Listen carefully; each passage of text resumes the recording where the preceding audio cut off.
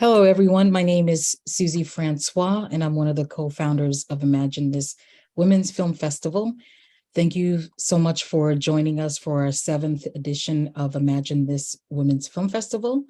Right now, this is the narrative documentary Q&A, and what I'd like to do is have everyone introduce themselves and briefly give us a description about their documentary. Whoever wants to go first, go right ahead. I can jump in.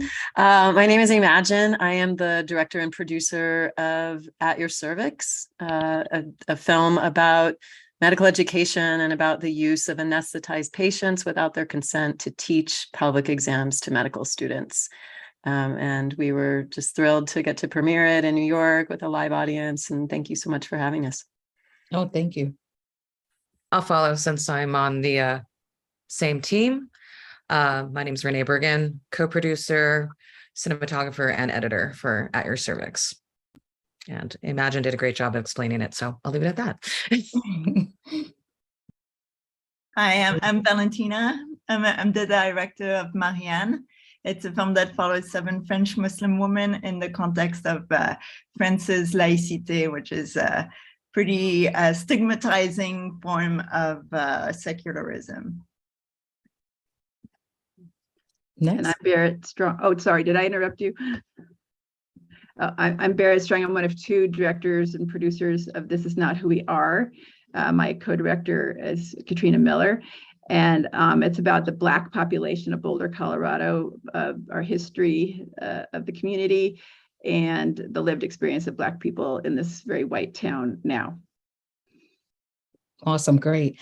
And I noticed that, all of the documentaries were very strong, the stories, but they all were different. I'm really interested to find out what compelled you guys to, create this documentary and tell your story.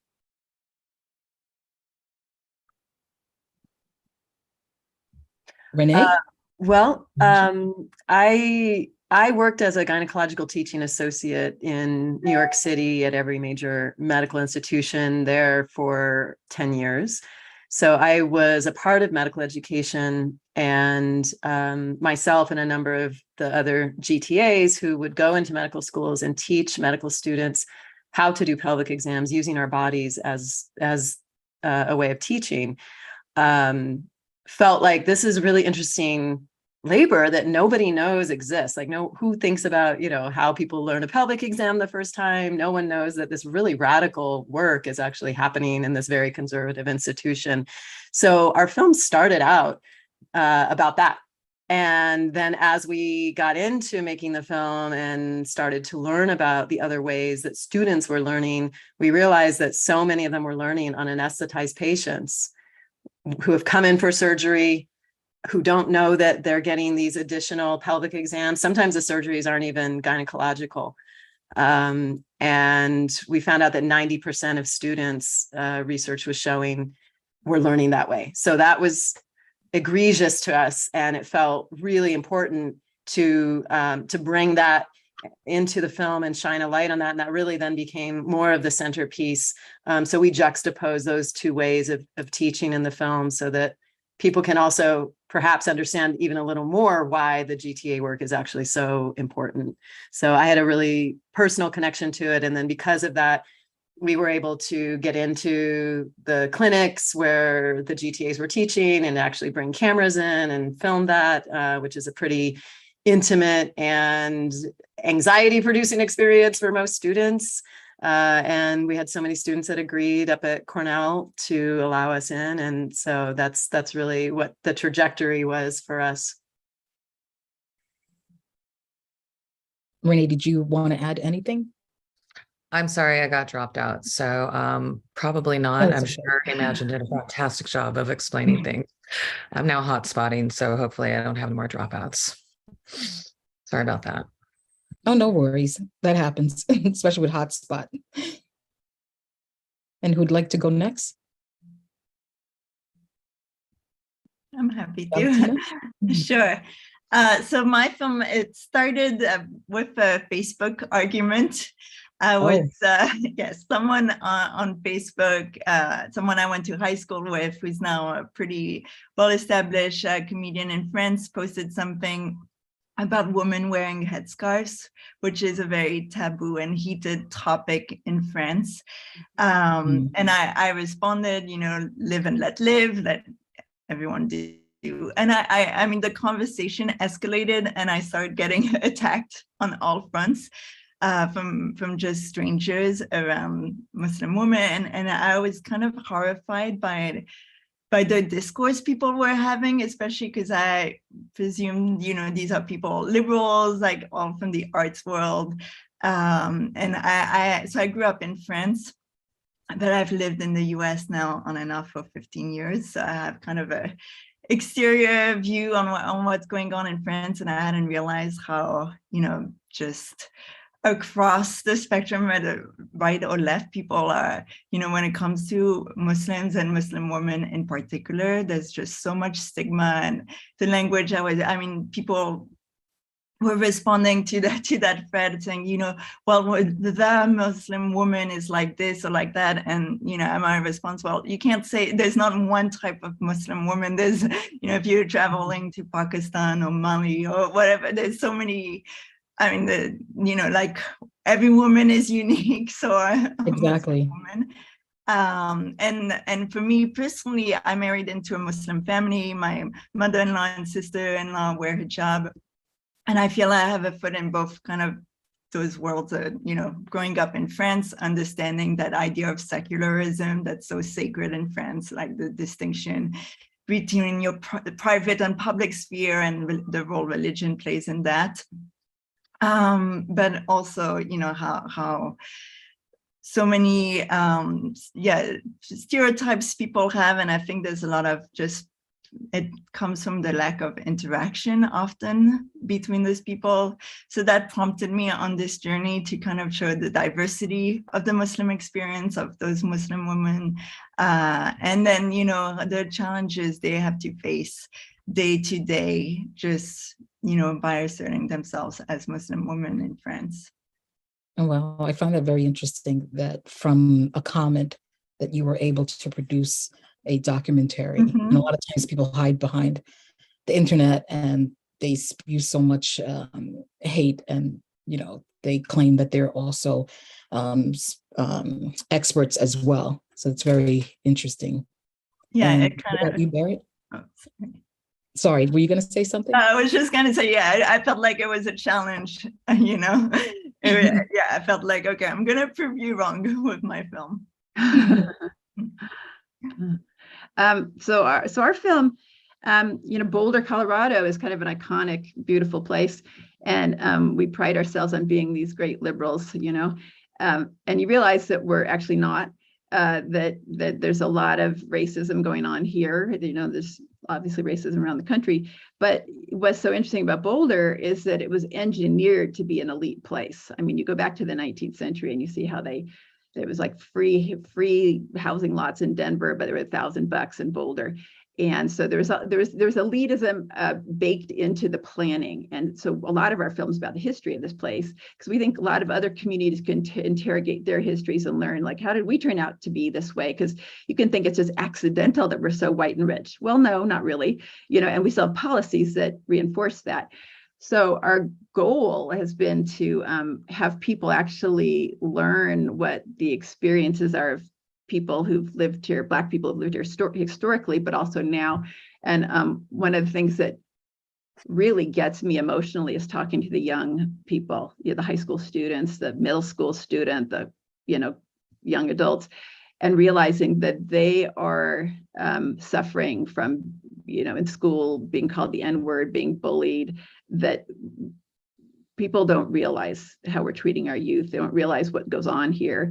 And so the film is being very well accepted in Boulder as this eye-opener about who we are and can we change? And if we can change, how could we do it to be more inclusive and equitable, et cetera? So we're actually on a mission. And our mission isn't just Boulder. We're kind of hoping that there's like ripple effects that other communities are like, oh, you know, we want to think about this as well. Can you elaborate a little bit more on the feedback that you received from the community? Well, it's been very positive. I'm sure people feel defensive sometimes, right? Mhm. Or whatever. I mean, used to the whole spectrum of possibilities, but we're not hearing that so much. What we're getting is we're giving the film to local orgs, like nonprofits, churches, government, libraries, whatever, for free in Boulder County. And so we get requests all the time for public screenings. And then Katrina, who's African American, and she's lived here 20 years. I've lived here even longer. She often goes and facilitates discussion. So we were at a K-8 school last night, talking to parents about like, how can this school have a more diverse student body, and or do you even want that? Like, what could be done given your values and the actual facts of the way things are here? And there's economics. There's a lot of parts to it, but we try to calibrate the edit so that it doesn't shame people, because if you just make people feel bad, they shut down. So we were trying to show really painful, hard truth, and then at the back end of the film, give people a sense of hope and possibility about how to participate in something positive. And of course, there's no script for that, but there's like ideas. And somehow I think we managed that mix pretty well, because people don't walk away demolished. They walk away moved and like sometimes engaged.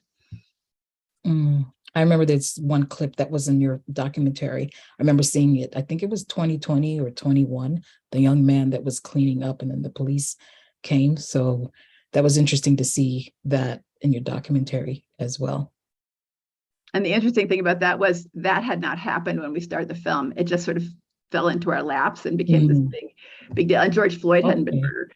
I mean, just like history, the wheel of history turned in a certain way while we were working on this, and it helped people's hearts sort of break open and be more candid about what they had to share.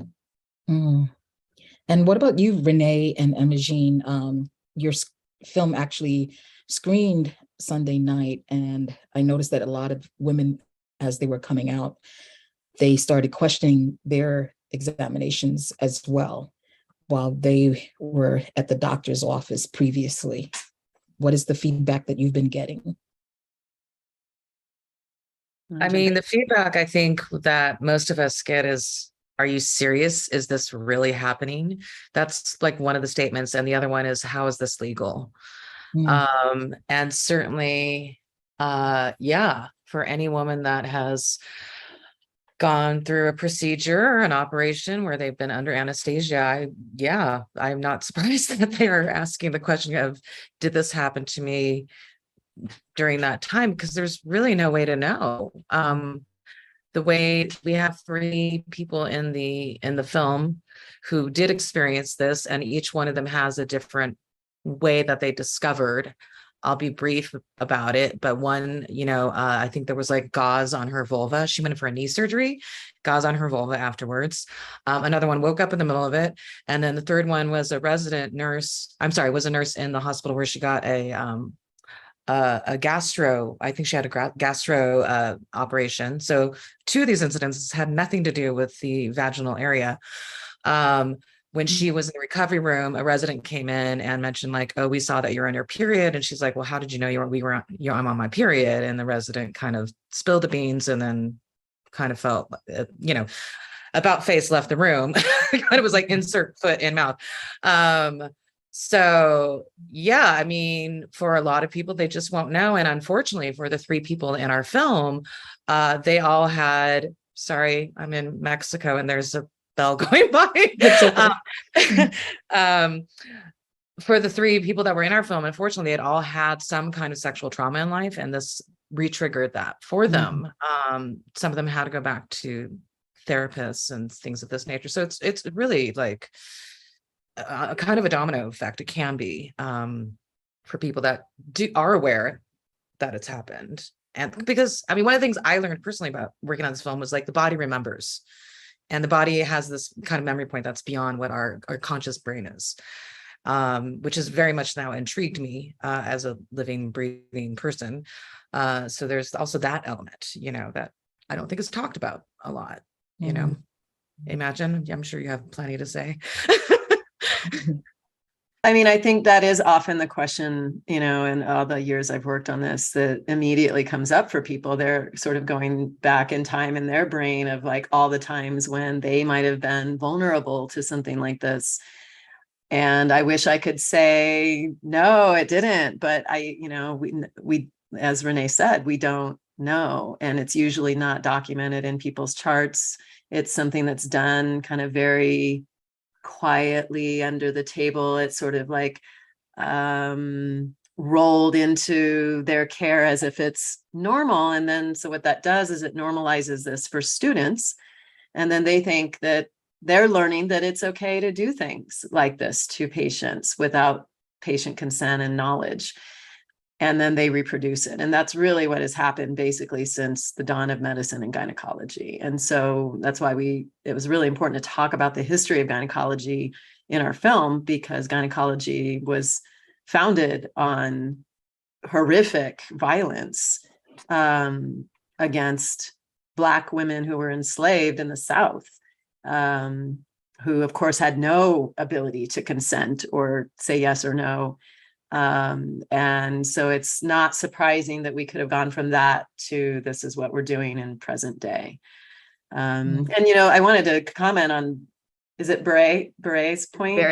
Barrett's point. It was really important to us to make a hopeful film. There's nothing I hate more than going to see a documentary that's like devastating and like it's this horrible thing, and then I'm just left literally with no hope at the end of the film for any kind of real change. And it was really, really important to us to think about our call to action and how to help, patients, students, institutions, everyone that's really a stakeholder here to do something different. And we've just begun that process. We've got a strong legislative campaign that's happening. We're already actually working on laws in New Mexico, Colorado, and Massachusetts. We have lawmakers reaching out to us, which is really great to help. Can I ask you a question? Sorry to interrupt. Yeah.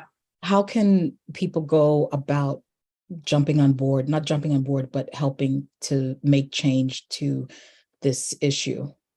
If you don't mind asking after. Yeah, I mean, we're organizing in the states where there are not laws. So that's happening, number one. If you have local medical schools, sending those medical schools letters, asking them, talking to people in your community about, is this happening? They aren't always going to acknowledge that it does, but I can tell you it happens all over the place. Even one of the lawmakers in Colorado, her response was, well, do you have proof this has happened in Colorado? There's only one medical school here, which was in her district. Do you have any proof? We don't make laws for just in case. And it's like, we make laws for just in case all the time. What are you talking about? So that to us was really ridiculous. But we then did find a story of someone that had written about it online who was from Colorado. Mm-hmm. So, there's no special place where like it doesn't happen, because it's systemic. This happens across the board. It has white supremacy and racism baked into it. It has just the idea that men should have access to vaginas that is very much baked into our culture, and that people in authority over the body, i.e. doctors, have a different set of rules. I mean, all of that is really baked into this. So yeah, I think advocating for ourselves, number one, in terms of how we talk to our surgeons, what we write on our consent forms, not just signing blanket consents, really getting clear who's on our team. Are there going to be students involved? And being able to say yes or no. Some people may choose to say yes. A lot of people will, but they want to be asked. Please join us if you are interested. We would love to have people join us. We're doing screenings and campaigns in these various states, and we're going after some states with a lot of med schools next. That's kind of like our next tier is going to be like Pennsylvania, Ohio, Michigan, states with a lot of medical schools where we know this is happening. And the laws aren't the only piece, but at least it puts it doesn't necessarily prevent it from happening, but it certainly puts institutions on notice. And it certainly will diminish the amount of times this is probably happening. But yeah, I mean, I think the bigger change is creating change in the culture of medicine that tells providers this kind of behavior is okay, that they can treat patients the way that they treat them. And so I think we make a pretty good case for that in our film. So. And if you go to our website at yourcervixmovie.com, there is a bills and petitions link where you can see a map of the United States where there is a law banning this practice and where there isn't. So if it's in your state that you see that it's not, yeah, again, like Imagine said, write to your senators and whatnot. Also, you can reach out to us and we can work together on campaigning together. So, we all don't have to do this alone, but we can work together on this too. Great. Is there a petition for people to sign? We have a petition for New Mexico right now. Our strategy, because we don't want people to get petition heavy or fatigued. We are, because there are, 29 more states to go. There's a couple of states where we think that we actually don't need to involve the petition process, and Colorado looks like that might be one of them. But certainly for some of these bigger states that have a lot of medical schools, Ohio, Pennsylvania, and sorry, what was the third one? Michigan, will probably need to do petitions and have a lot more of the kind of, national support behind that. So, but currently there is a New Mexico petition existing on our website right now. Yeah. And we're listing all the states that we're actually in current conversations with as well. So you can see kind of where we're progressing, and we'll be keeping that page up to date. Thank you for that. And Valentina, I'm interested to find out what was the feedback from your friend and some of the other people that you were going back and forth in the comments section, how they received it. Yeah, she has not seen it yet. We had a first few screenings in France and Luxembourg over the summer, and it's kind of interesting. The reception is quite different depending on who's in the audience. So I think we had some screenings in suburbs of Paris that were more Muslim, like majority Muslim audience, I think, and like that was a very emotional reception of the film. We had a standing ovation. I think a lot of women who spoke to us after the screening said they could see themselves in every one of the characters. And I think given the French context, it's, there's very little representation of Muslim and visibly Muslim, like hijabi Muslim women, except in a negative light. So it was very warm, receptive audience from that front. And then we showed the film in Luxembourg, for example, where it was an audience, I would say like more like for them, it was like a cultural night. There wasn't probably not as far as I knew, maybe there were, but like not as predominantly Muslim audience. So I think it was more like a reflection for them of like maybe seeing things in a fresh light.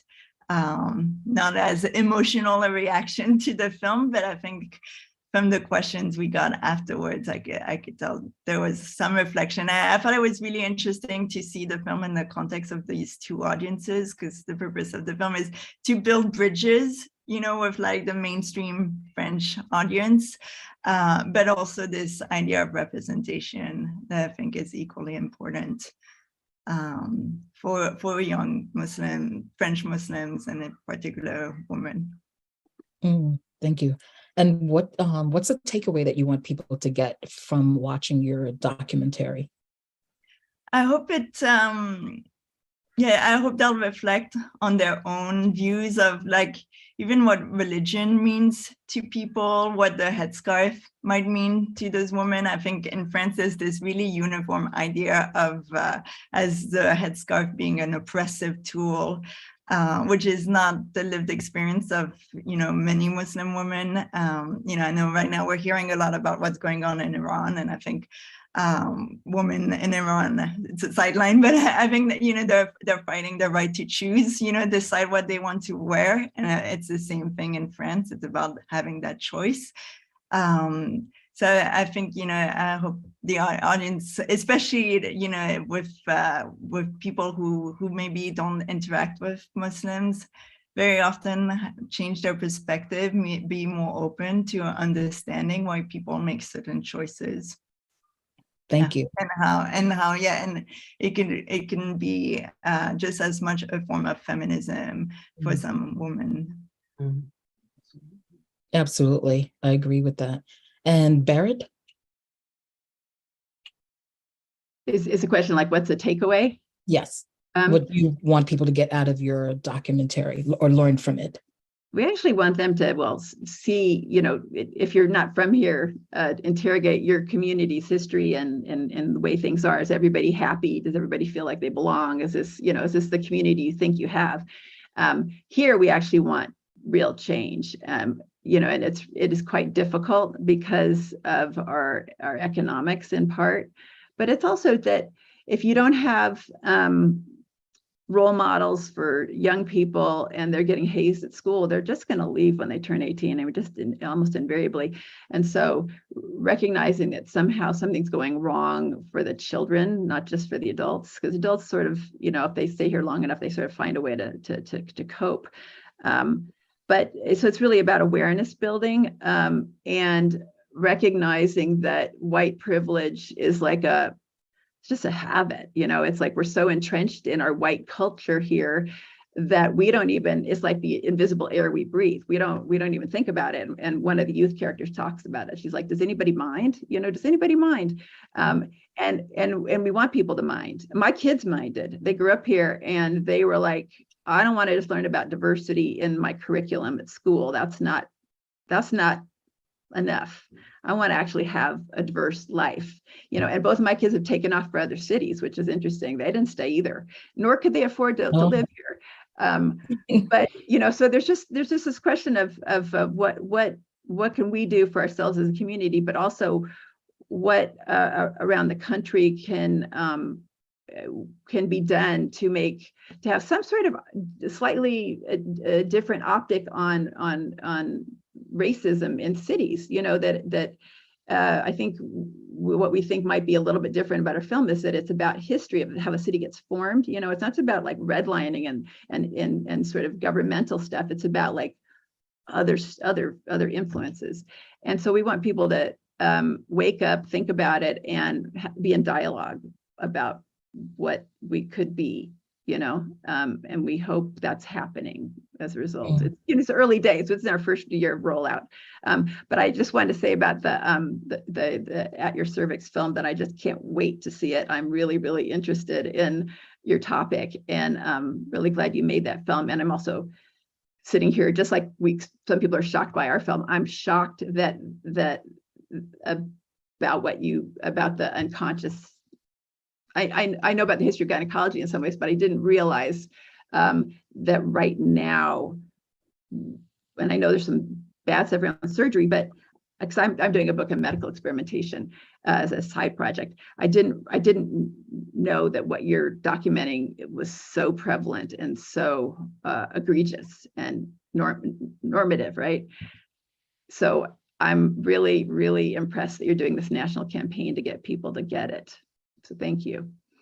Yeah, especially in the 21st century.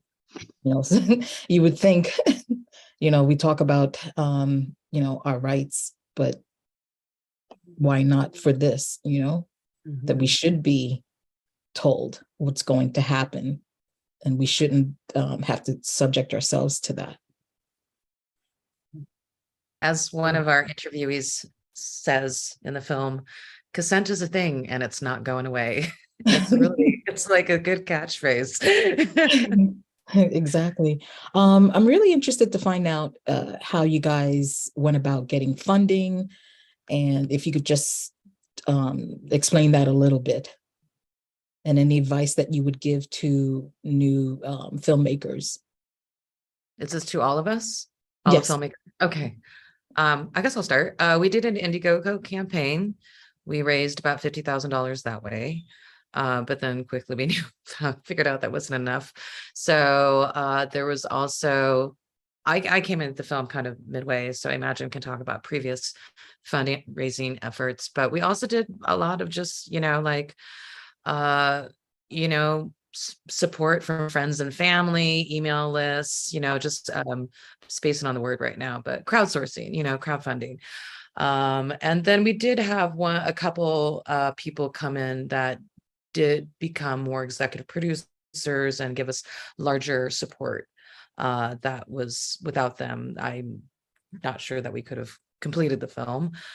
So that was really wonderful, but that was like kind of in phases. It didn't start that way. So, I mean, and as to if a filmmaker's like, well, how do I do that? I mean, that's just part of relationships and relationship building.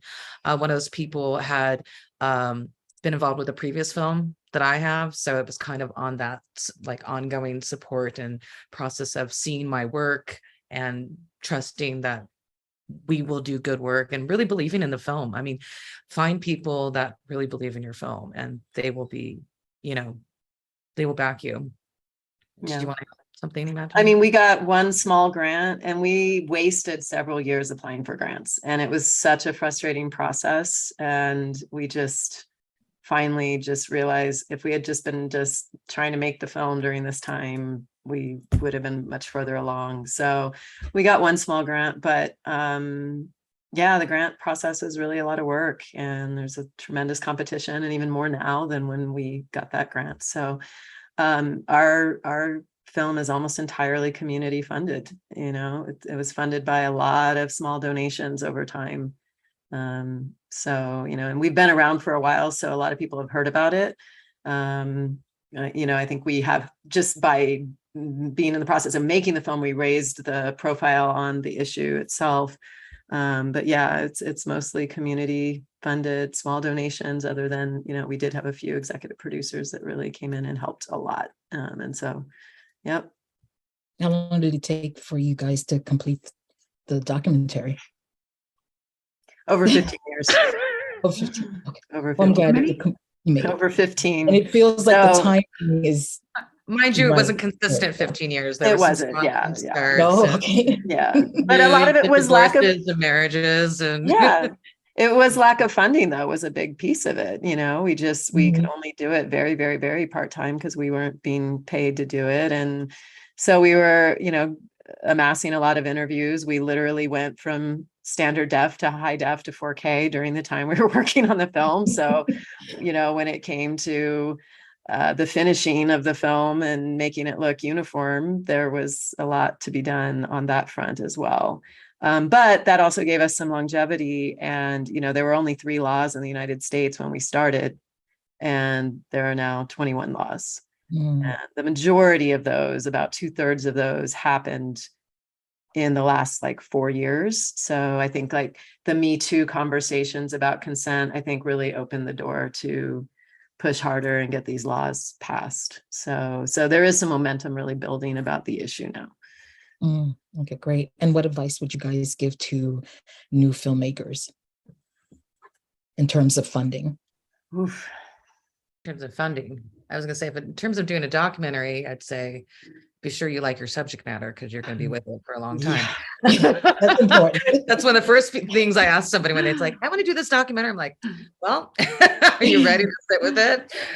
And then funding. Yeah, I mean, these things, one actually a hard support, I would say is, with these crowdsourcing things like Indiegogo or Kickstarter, you have a choice of all or nothing, or doing kind of like what people want to donate and you'll get the money regardless. I definitely support the all or nothing.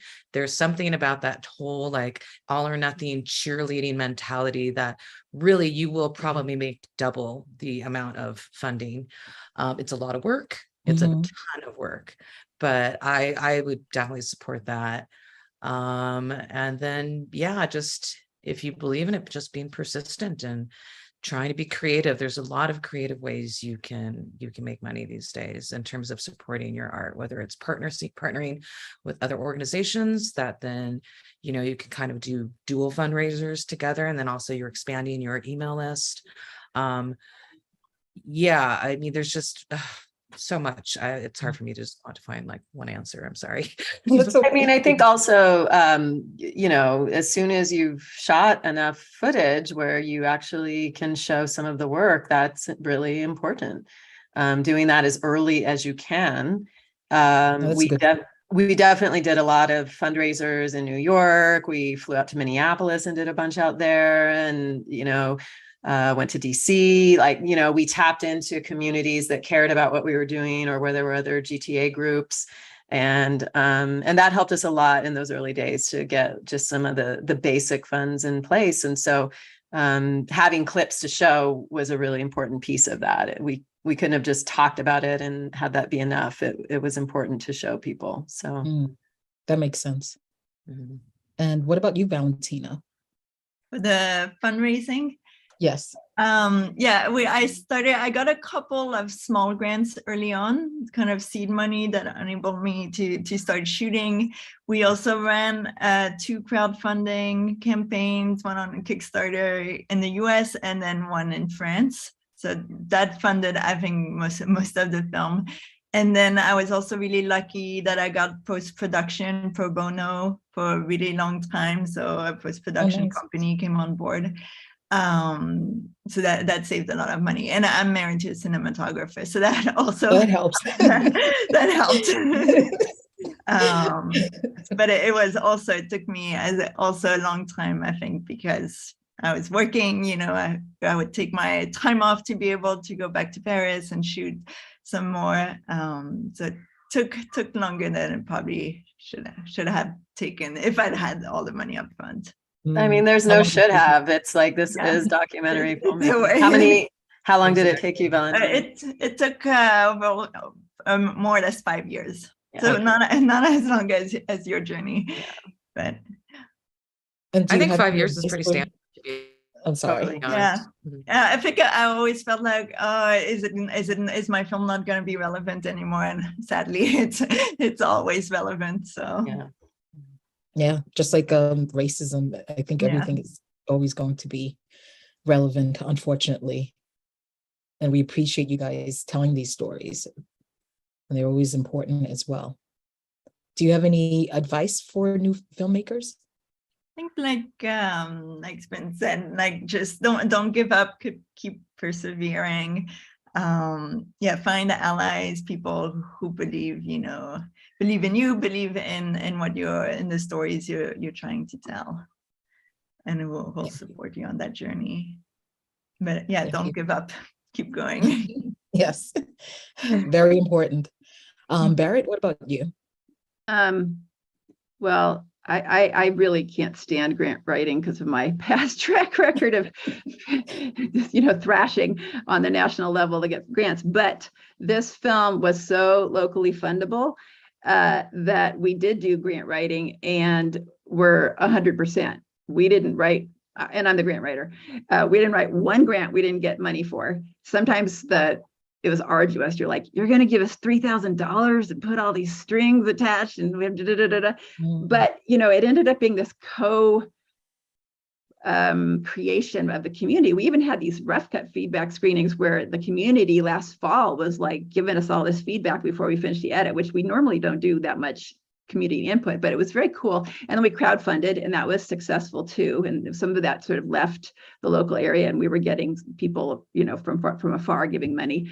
But now I realize, well, there's other things we could have done. And we were at the Crested Butte Film Festival a few days ago, and this producer goes, dentists, just go up to a dentist and ask for $30,000, because there are people out there with money and they have consciences, and you just need to make the right ask of the right person. And I thought, I just need to screw up my courage in the future if it's the right topic.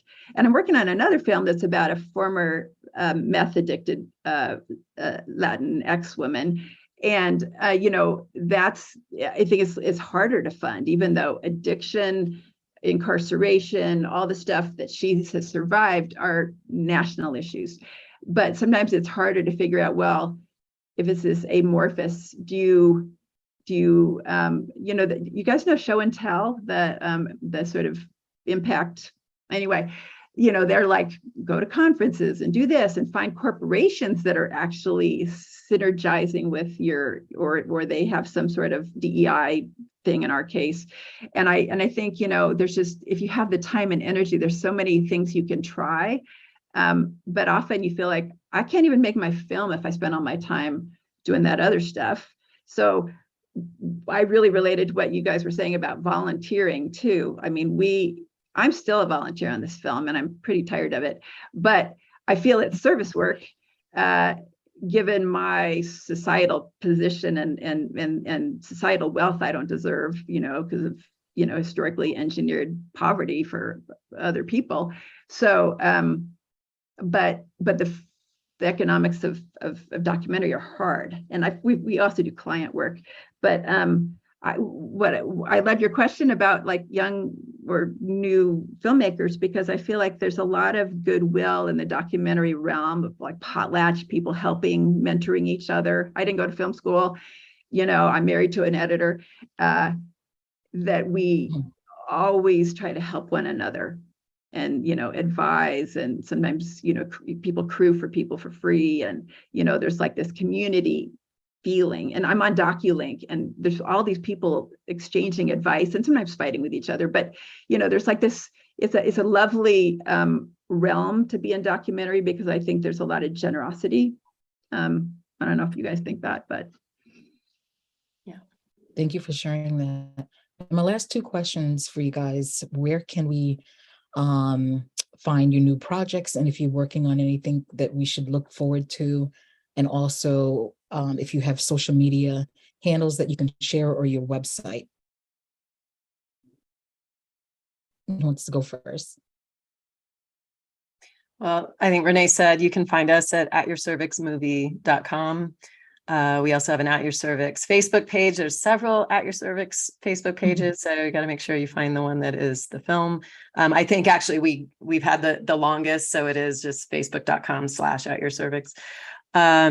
We just secured our IG handle. We haven't started, but maybe by the time you see this, if you go to At Your Cervix Movie on IG, you'll find us as well. Great. And what about you, Valentina?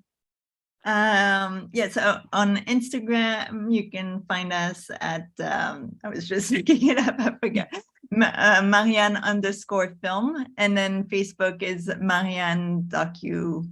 Yeah, facebook.com Marianne Docu. We have a Facebook page. Are you working on any new projects? Oh no, we're still, so right now we're working on being on big outreach with the film, especially we have an upcoming screening in Europe, and we're kind of doing a grassroots screening of that film through France. So that's like what I'm focusing on before taking on another project. Okay, great. And Barrett? Our website's www.thisisnotwhowearefilm.com, and that's basically our Facebook thing. Two, and those are the places we're somewhat active. Our Instagram account exists, but it's like moribund because we're not maintaining it. But we're also doing, a lot of outreach. And so, because I feel like you build a film, and if you don't really, really nurture it and help it get out in the world, because festivals aren't enough, you need to do more, then it kind of dies. And I know, because I started making films in the 90s, and I actually let films die. I was raising kids and stuff, and I could just be an eyewitness to my own failure. And so I feel like, some films, especially what the subjects give of their own stories, and how brave and generous they are, that like, I have this duty to live up to the potential of getting the film out to an audience. And so I have pretty big commitment to that for probably the next couple of years anyway. And I suppose Renee and Imagine, you guys are gonna continue to promote this film before you start. Yeah, we're just embarking on our distribution outreach, changing the world. Which reminds me of something else I would tell filmmakers, particularly documentary filmmakers. It's like finishing the film is 50%, and then the next 50% is distribution, marketing, outreach. So yeah, don't get too cozy when it's done, because then your other work begins. But this is the real kind of fun stuff, like too. Like, it's exciting to see the audience responses, the energy, like the energy in the room on Sunday was fantastic. And just, yeah, like I'm so proud to say that our film is actually making legislative change. And I'm sure, Barrett, you're feeling the same way. And Valentina, I hope that a similar thing comes for you. Like it's pretty amazing to be able to feel like that. You know, your film is actually doing good, and this is why people support you. And so then you're also just kind of paying homage then, or respect to all those people that supported you either financially or with their time or however, you know. Heard you cry, you know, out of frustration.